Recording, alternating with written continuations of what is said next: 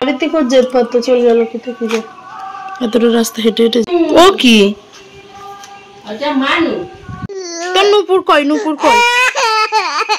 ভগবান hello everyone welcome back to my channel welcome প্রমাস সংসারের আবার একটা নতুন ভিডিওতে। তো তোমরা সবাই কেমন আছো? আশা করছি ভালোই আছো। আজকে আবার একটা নতুন দিন তোমাদেরকে সাথে নিয়ে শুরু করলাম।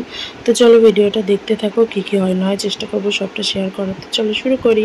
প্রচণ্ড মেসি হয়েছে, সবটা ক্লিয়ার করতে হবে। এখানে একটা কাঁথা করেছে, এগুলো দিতে হবে। সকাল থেকে আকাশটা মেঘলা।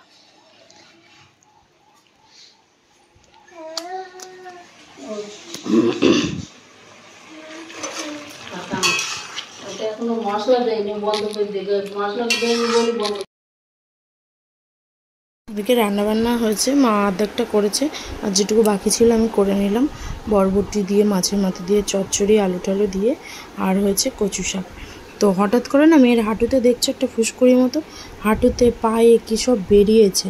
তো সকালে বুঝতে পারিনি, মাছ টাছ দিয়ে খাওয়া হয়ে গেছে। তারপর ঠাম্মা বললো যে বাঁচতে আজকে। তো দেখো নুপুরটা পরে কেমন লাগছে, পাটা আমার মা লাগছে। তো পায়ে ওই যে কী সব বেরিয়েছে, সেই জন্য নুপুরটাকে আবার খুলেও রাখতে হবে।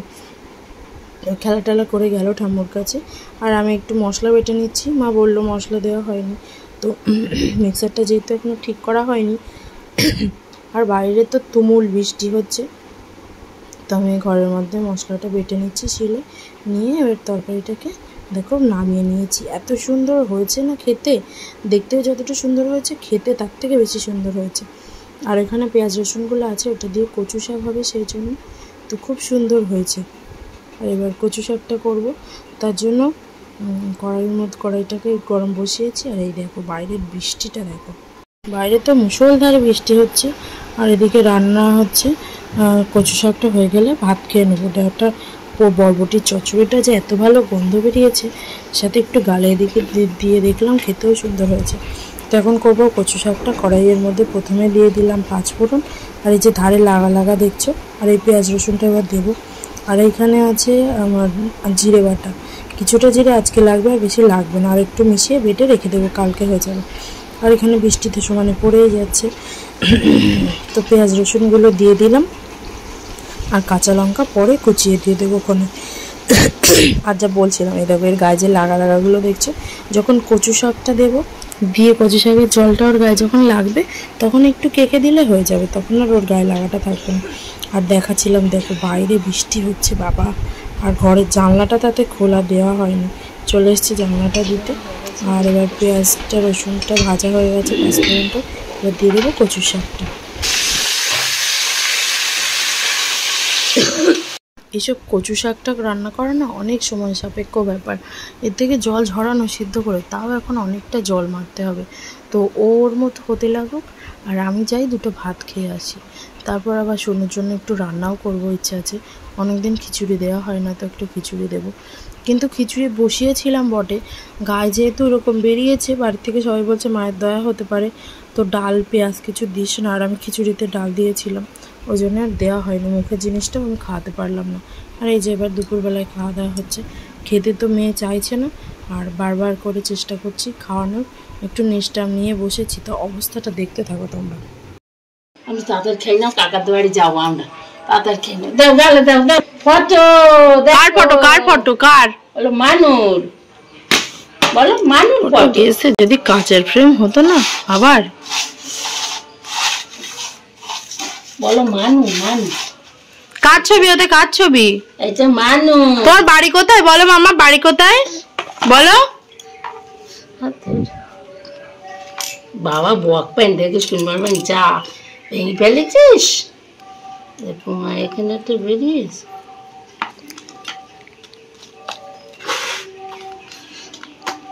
বাবার গাড়ি থেকে জেদ পাত্র চলে গেল কোথায় কি যে এতটা রাস্তা হেঁটে হেঁটে যাবে। সকাল থেকে ভাত খাইনি, ভাতও পাইতে না, খেতেও পাইতে না।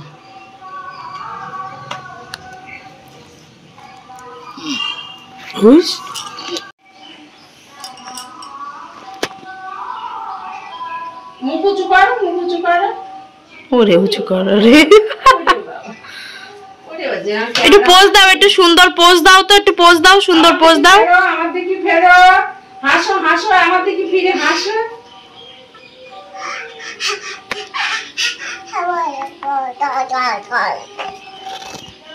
কই কই হাসো হাসো হাসো, আমার দিকে ফিরে।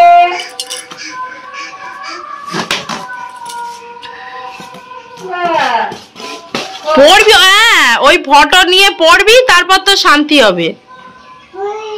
পড়ি তো, ঠিক হয়েছে। শিগগির আয় আমার কাছে, আয়, চলে এসো মামা, শিগগির এসো আমার কাছে এসো। কার ছবি এটা, কার ছবি? হ্যাঁ হ্যাঁ, কার? বাবার ছবি? কোন দিকতে বাবার ছবি এটা?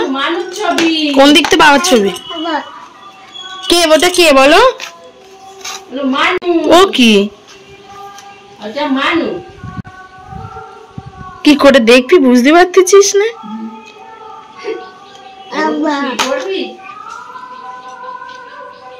কটা ছবি, কটা ছবি? দুটো।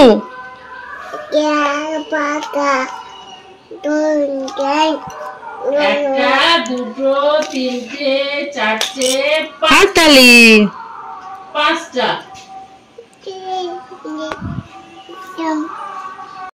খাওয়া দাওয়া করে শুনুকে খাইয়ে ভেবেছিলাম একটু শীতলা মন্দিরে যাব, মার থান ধুয়ে জল ফুল মাটি নিয়ে আসবো।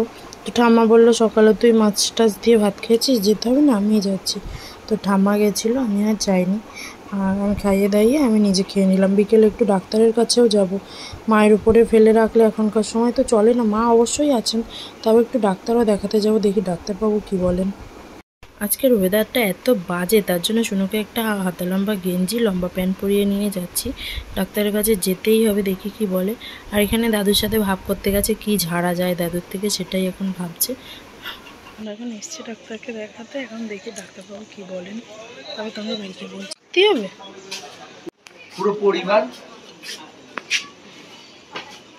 এই দেখো অনেকটা দেখতে এরকম হয়েছে, বাড়ির সবাই দেখে বলছে যে মায়ের দয়া, পক্স মতো উঠেছে।